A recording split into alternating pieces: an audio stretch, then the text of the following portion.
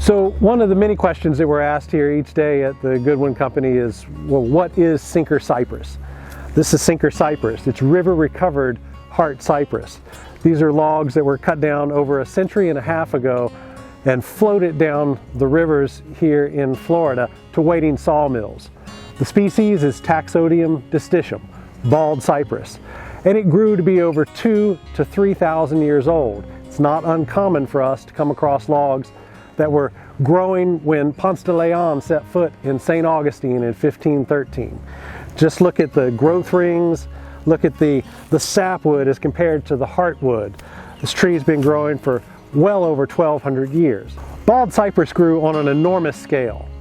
Any one of these logs would have been, in its climax form, would have been 100 feet tall with all of the branching at the top.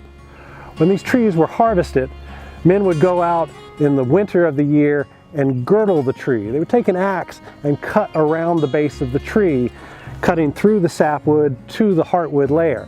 This would disallow any water to be sucked up by the tree for a year, and it would drain out any water that was in the sapwood.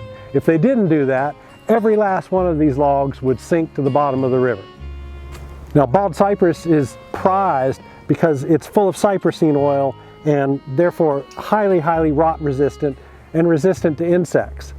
This material is typically milled up to use for interiors and exteriors, exterior paneling, interior ceilings, and paneling as well. Because it's full of cypressine oil, it's an excellent exterior material and will last for a lifetime. I can't tell you how many of these bald cypress logs were cut down in history to make railroad ties. What we do with this material today is produce flooring and paneling. Paneling for ceilings, paneling for feature walls. The material can be used both internally and externally. It's fantastic material for using externally in an external application because it's so full of cypressine oil. And again, that cypressine oil makes it resistant to both rot and termites. These logs right here, this is a piece of American history.